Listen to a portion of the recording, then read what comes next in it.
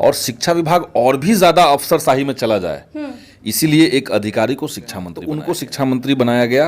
अब दोनों लोग मिल करके, अच्छा। दोनों अधिकारी मिल करके मतलब कि बिहार में शिक्षकों को का जीना दुभर कर देंगे। देखिए, मैं जितने इस तरह के अनर्गल फैसले हुए, जैसे 22 तारीख बीता हुआ जो 22 तारीख था बिहार दिवस, बिहार दिवस को बिहार कैलेंडर में छुट्टी का समय माना गया है। के पाठक ने आदेश निकाल दिया कि नहीं, टीचर को आना पड़ेगा।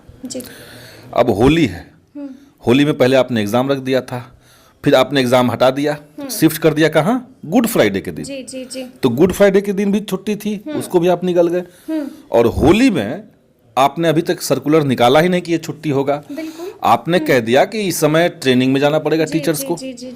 तो ये जो छुट्टियों में कटौती है, या इसके ठीक बाद आप देखिएगा कि जब गर्मी की छुट्टी आएगी, 1 महीने तक लगातार टीचर को कहा जा रहा है कि बच्चे नहीं जाएंगे लेकिन आपको स्कूल जाना पड़ेगा, जा करके आना पड़ेगा।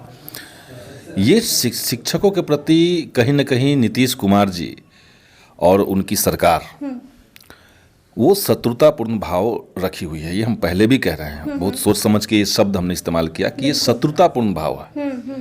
आप टीचर को एनिमी की तरह ट्रीट कर रहे हैं। ये कहीं ना कहीं सरकार के दिमाग में बैठा हुआ है कि जो टीचर कम्युनिटी है, उन लोगों ने पिछले चुनाव में नीतीश कुमार जी का साथ नहीं दिया था। अच्छा।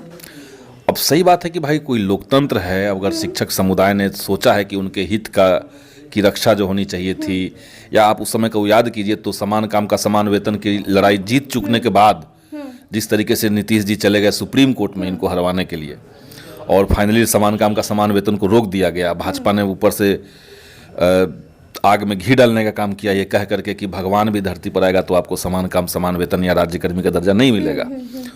तो इसके चलते शिक्षक समुदाय नाराज थे। अब वो नाराज क्यों होगा, इसलिए हम फिर से आपको नाराज करते रहेंगे, ये कोई लॉजिक नहीं है। जी। और सबसे बड़ी बात यह है कि बिहार की शिक्षा व्यवस्था पूरी तरीके से अफसरशाही पे चली गई है। अफसरशाही के साथ एक खासियत क्या है, कई लोगों को लग सकता है कि अफसरशाही अच्छी चीज है, बहुत ठीक से होता है काम। जी। अफसरशाही के भीतर जो करप्शन है उस पर बात नहीं होती है। नेताओं के करप्शन पे बात आसानी से हो जाती है, लेकिन अफसरशाही के भीतर जो करप्शन है, एक तो उस पर बात नहीं होती है। और शिक्षा विभाग और भी ज्यादा अफसरशाही में चला जाए, इसीलिए एक अधिकारी को शिक्षा मंत्री बनाया गया। वो अधिकारी ही थे, बिल्कुल पूर्व आईपीएस रह चुके हैं, तो उनको शिक्षा मंत्री बनाया गया।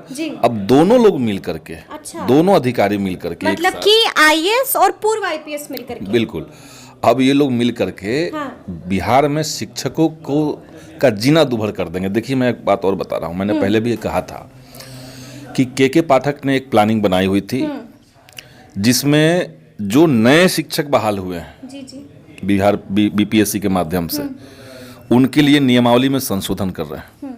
वो शायद आ भी चुका होगा, बिल्कुल जी, जिसमें शिक्षकों को दंडित करने के 101 तरीके बता दिए गए। आने से शिक्षकों को मतलब गाजर मूली की तरह काटना है, उनको जब चाहे नौकरी खत्म कर दे। इस सरकारी नौकरी आप दे रहे हैं और आपके अधिकारी खुलेआम इस तरह के नियम बना रहे हैं कि हम शिक्षकों के खिलाफ कभी भी कार्रवाई कर सकते हैं। तो इसलिए मैंने कहा कि 101 तरीका जो चलता है ना कि झूठ बोलने के 101 तरीके, तो उसी तरीके शिक्षकों को उत्पीड़ित करने का, दंडित करने का, उनकी नौकरी छीन लेने का के पाठक ऐसी नियमावली बना रहे हैं। मेरे ख्याल से वो आने वाला है, आ चुका होगा। जी। तो ये जो चल रहा है बिहार के अंदर, इसको बंद होना चाहिए और शिक्षकों के साथ एक सौहार्दपूर्ण वातावरण बना करके ही आप बेहतर कर सकते हैं। कई लोगों को लग सकता है कि के पाठक के इन फैसलों के चलते बिहार में शिक्षा व्यवस्था में सुधार हो गया।